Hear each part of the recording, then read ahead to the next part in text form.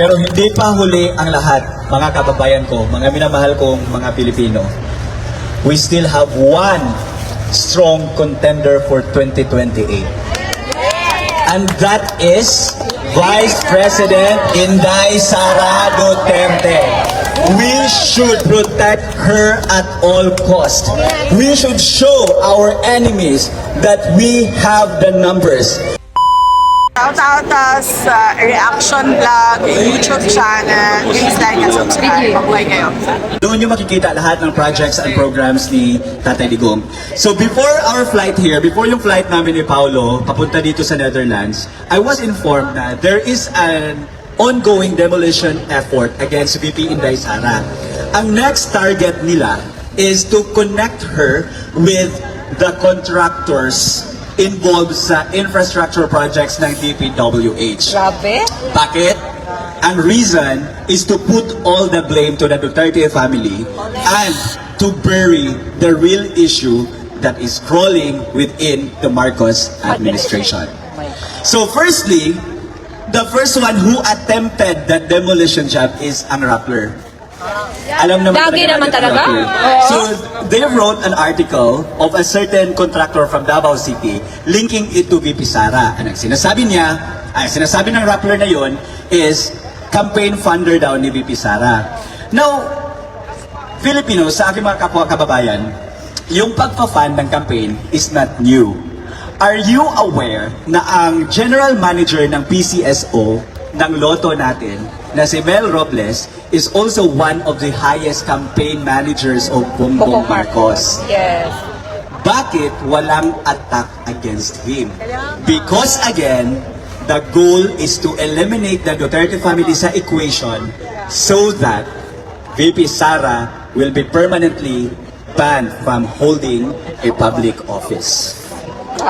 Aside from that, there are also flood control projects contractors who spent millions of money to fund the campaign of Bongbong Marcos. Pero ano ang ginawa nila to bury everything? They use Escudero. Si Escudero ang ginawa nila na may contractor daw na nagbigay kay Escudero ng 20 million para sa campaign niya. So there is no discussion about the Marcoses anymore.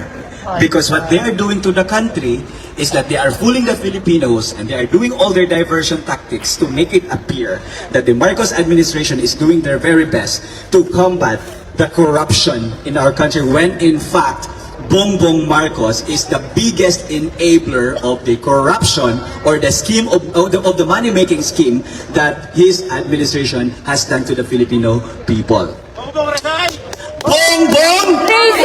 Marcos! Resign! Bongbong Resign! Marcos! Resign! Very good. Gusto ko yung may mga kulto ako dito. Okay, now, onto my next argument. Sinasabi ng Bongbong Marcos administration na kinurap ni VP Sara ang 125 million na confidential fund niya.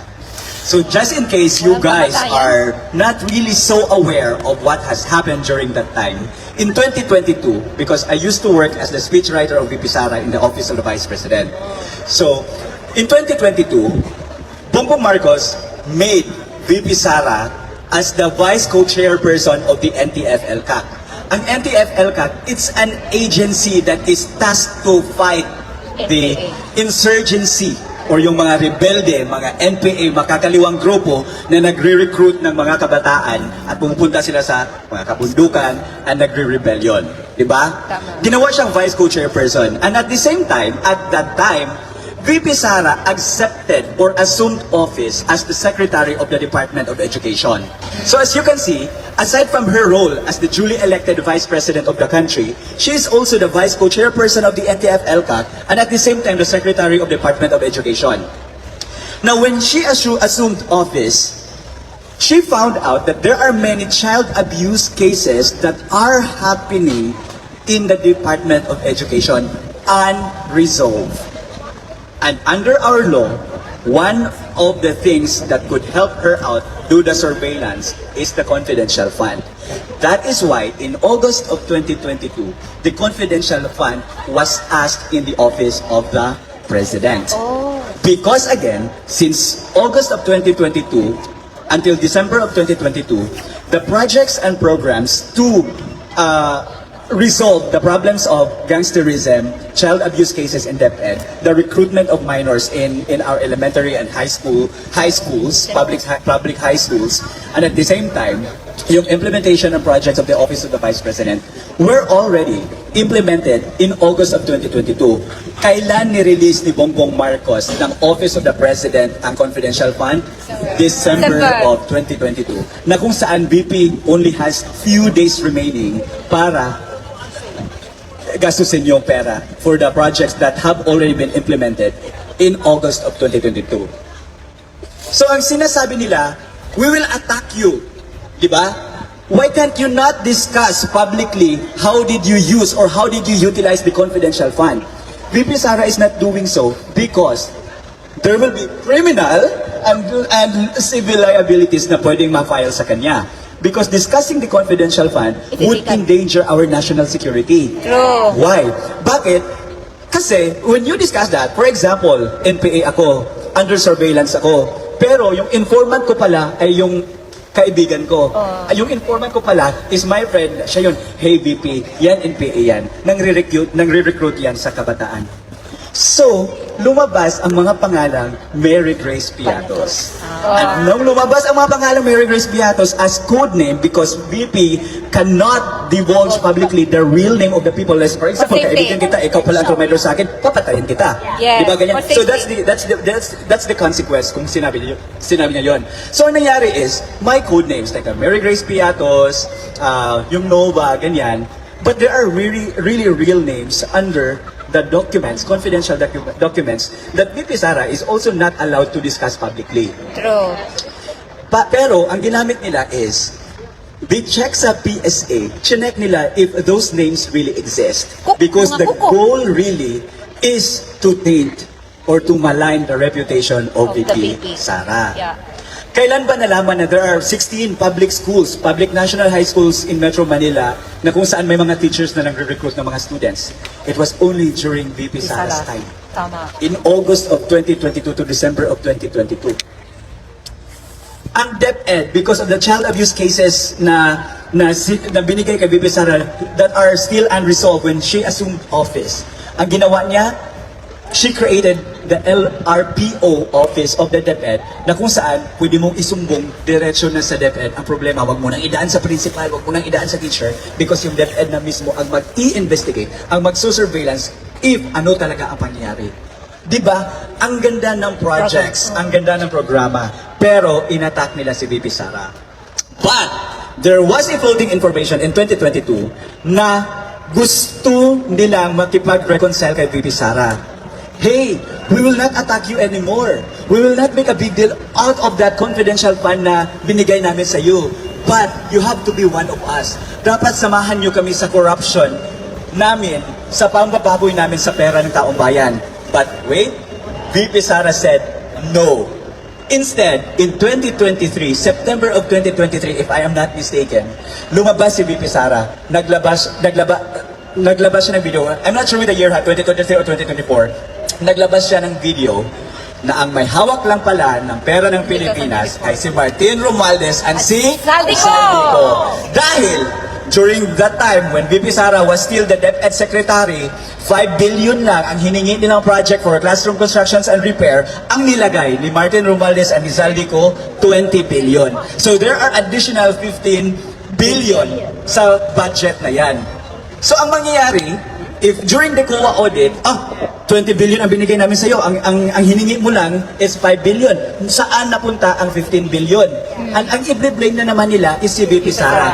That's exactly the reason why VP Sara resigned from the Department of Education because she doesn't want to be part of the money-making scheme of Martin Romualdez and Zaldico. But is Bongbong Marcos absolved from the issue? No. In 2025, in January of 2025, some lawmakers found out that there are blank spaces in the bicameral report. Tama. And kung may blank spaces yan, meaning to say, pwede mo lang lagyan niya ng budget na hindi approved by the bicameral committee. Yes.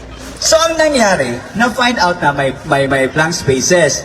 Now, Isidro Ungab, Congressman Isidro Ungab and Attorney Vic Rodriguez, they found out that aside from the blank spaces of the bicameral report, meron pa palang isang problema. The enrolled bill is unsigned. Kung ang enrolled bill is unsigned, meaning to say, hindi siya na, ano tawag dyan, na verify ng Kongreso.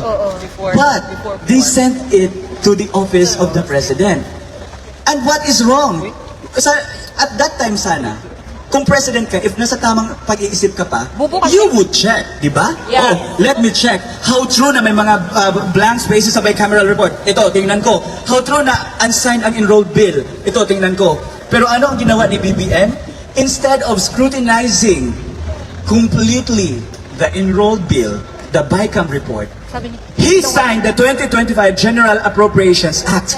And ano ang laman ng General Appropriations Act? Maraming budget insertions. And saan napunta ang budget insertions? Sa flood control projects. So ang ginagawa nila ngayon, because nabisto na sila ang may kagagawa ng lahat, and it was Bongbong Marcos who enabled everything, yung mga corruption scheme ni Martin Romualdez and Rizaldico, binabalik nila sa mga Duterte. If you guys have noticed, I know that you guys are very busy, and if you guys have not watched the Senate hearing about it, and the House of Representatives hearing about it, they are trying to go back To Duterte. to 2016 to 2022. Yes. Who was the president at that time? President Duterte. Duterte. So it's Mga a bubo. pattern. So kung yung mga kababayan natin na nanonood ngayon, think rationally and remove your biases. Tama. Kahit Duterte, maka-Duterte ka man or anti-Duterte ka, tingnan mo yung issue as it is. Do not think it because of the political color. You have to understand na kung saan ngayon marami yung nalunod sa baha. Dahil Grabe, nga, flood control projects do not exist during the Marcos administration. And what did he say during his SONA? 5,500 flood control projects were completed. Nasaan ang flood control projects? Zero! So Marcos resign! Diba? At ito pa, diba recently, September 21, in 2017, it was Tatay Digong who made it as a day of national protest. Protest, yeah. National Protest Day. Because gusto niya that the government should be held accountable of their shortcomings, of their wrongdoings and everything. So in 2020, in September 21, just very recently, we are expecting that Filipinos will come out and hold him accountable. Pero ano ang nangyari? NPA. Pink. They don't want Marcos resign. Marcos to resign. Dahil They are si paid. VP Sara will benefit from that. Because under the 1987 Constitution, rule of succession, if the president is incapable or Impeach. if patay na yung president, it would be the vice president who will become the next president. So who would benefit? VP Sara. So ano yung sigaw nila? Panagutin si VP Sara. Putang ina ninyong lahat! Tama! Diba? Putang ina! Kayo talaga, yung mga kakamputa dyan, mga yawa, kayong lahat. Tama! Oo. Di ba? So kung nakikita nyo, it's an undeniable pattern of diverting the issues to the Duterte because they know exactly that Dutertes have solid followers across the globe. Tama! At dito natin yan mapoprove ngayon. Di ba? Ang dami ninyo. Yes. Nasa Austria, from Germany, from US. Kanina may nakausap ako from Vancouver, Canada. Across the universe, across the globe. Wala. Pumunta kayo dito just to show your support. And this is the kind of support that Bongbong Marcos have. does not have. Yes! That's why nakipag-piggyback siya kay VP Sara in 2022 so that the Duterte political base would be converted and it would be added to the loyalists. Tama! But do not lose hope. Why? Because VP Sara has 32 million strong followers and voters. Yes! Bongbong Marcos, 31 million. But without VP Sara, that Nothing. would be impossible. True! At some point, let's be honest, let's be blunt.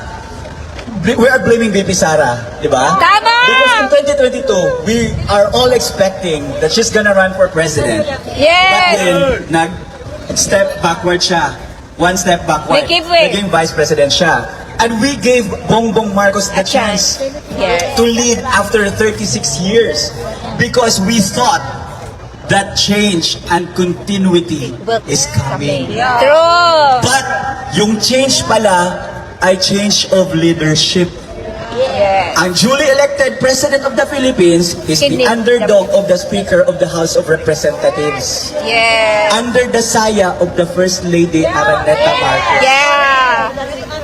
Di ba? Weak. So ito yung story about that flood control project. So if you guys are seeing a number of news highlighting the Dutertes in 2016 up until 2022, dead ba? Huwag nyo yang isipin, huwag nyo yang patulan. It's just a diversion tactic.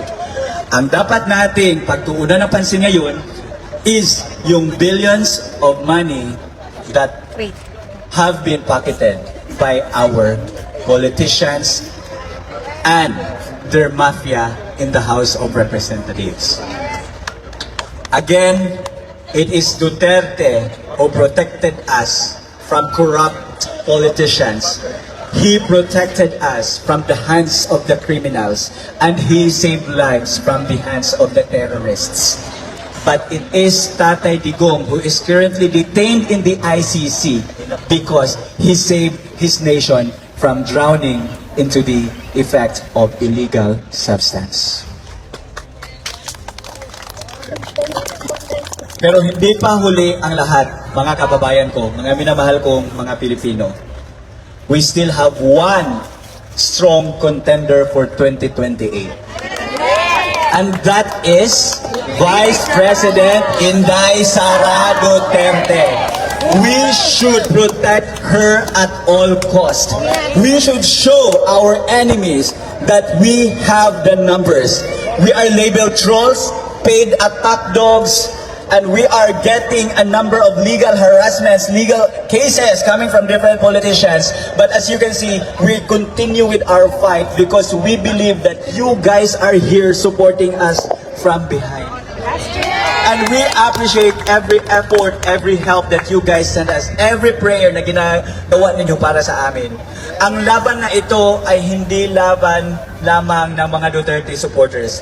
Ang laban natin ay para sa Diyos, para sa bawat pamilyang Pilipino, at bawat mamamayang Pilipino. Maraming salamat po, and once again, I'm Tio Moreno. Thank you so much. Ang ganda. O, ngayon, alam nyo na kung saan napunta yung confidential funds. Tama? So, dapat talaga, we should protect our Vice President. Always pray for her. So, siguro ngayon, let's do one prayer for VP Inday Sara. We've been praying for Tatay, but this time around, we need to pray for Inday Sara, for VP Inday Sara. I call her VP Guapa. So in the name of the Father, of the Son, of the Holy Spirit. Amen. Father God, we are gathered here today. You said that when two or more are gathered in your name, there you are at their midst. Kapag marami po ang nagdadasal, mas mabilis at mas malakas po ang iyong kapangyarihan. So we ask you, Lord, to please cover our precious Vice President with your blood, with your mighty blood, that no weapon formed against her shall prosper.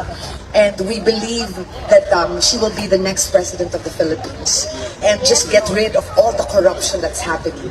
And so we pray this in the mighty name of Jesus. Amen. And the Father, the Son, and the Holy Spirit. Ngayon naman, since